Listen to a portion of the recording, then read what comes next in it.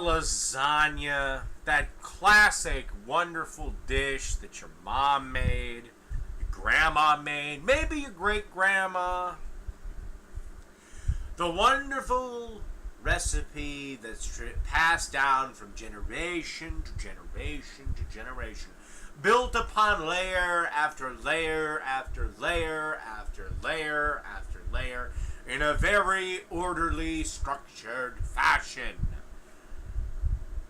Well, guess what? This lasagna pisses on all that because it's a motherfucking messy lasagna. Okay, you want to start this messy lasagna off by getting about a pound or 5 links of Italian sausage. You want to slam them into a 350-degree oven until they are 165 in the center. Then, very, very carefully, you want to cut lengthwise these pepperoni links. The reason you have to be so careful is pepperoni is kind of a tougher meat to slice through, and hell, nothing will ruin your cooking like getting cut. Then, after they've been sliced lengthwise once, slice them lengthwise again, and then turn them around and chunk them up like so. Do this until all the pepperoni has been chunked. Alright, after you got the pepperoni chunked and the sausage is cooking nicely in the oven, you want to brown about a pound of ground beef. Why? Well, it's messy lasagna. You must have ground beef in it.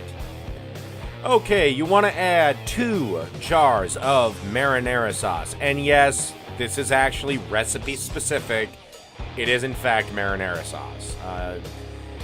Then you want to add 16 ounces of ricotta cheese to the sauce.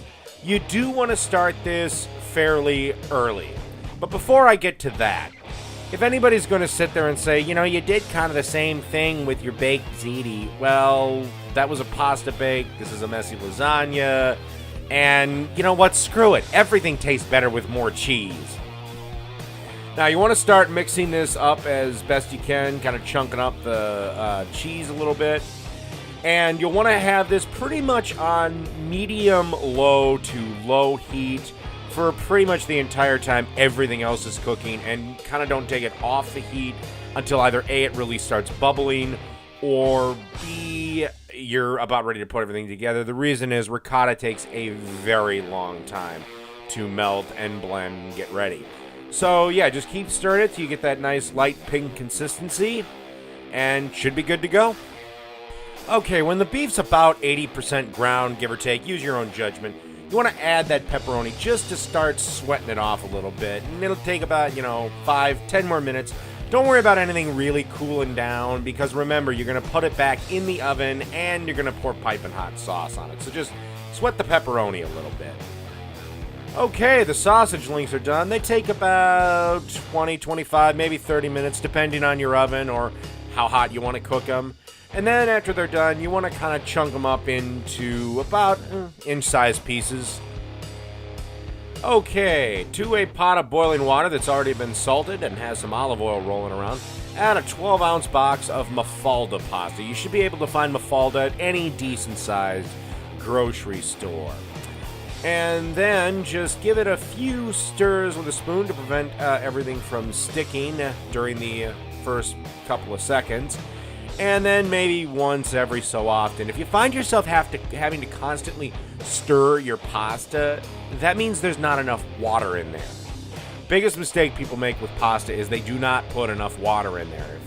And that's what causes your pasta to stick together or stick to the pot. So always make sure you got more than enough water. Okay, put your rinsed and drained Mafalda pasta back into the pot.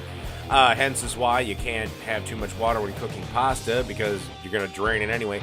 And you do want to rinse it with cold water to stop the cooking process immediately. And to further ensure that there is no sticking between the pasta noodles, add a small amount of olive oil and then just kind of swish it around a little bit with your spoon. Okie dokie, now let's add the burger and pepperoni mix. Make sure it's well drained off. Nothing worse than a messy lasagna. Seriously, they're gross when the lasagna is greasy. Also add in the Italian sausage, and then add in that entire pot of wonderful marinara sauce with that ricotta cheese. Then comes probably the most difficult part of this whole thing, because you're going to have to fight a little bit, get your arm strength going, and mix this thing until it is well and thoroughly mixed. Okay, you should end up with something looking a bit like this when it's all fully mixed. Then add to a glass baking sheet and smooth out with a spoon. To further ensure that it's all kind of evenly in there, give it a little tap right before you add the final ingredient. Finally, you want to spread 4 cups of mozzarella cheese as evenly as you can across this whole thing. Doesn't that look delicious? And then bake in a 400-degree oven for about 25-30 minutes, or until the cheese reaches your desired level of doneness. Some people like a lot of brown in there. Some people don't like hardly anything. It's all up to you, but I like to leave mine in there somewhere between 25 and 30 minutes on a 400-degree oven. And I'll be back to show you the finished product. Okay, so after about a half an hour in the oven, this is what you end up with. Look at it. Makes you hungry, doesn't it? Well, I'll take my messy lasagna and put it up against your grandma's lasagna any day of the week.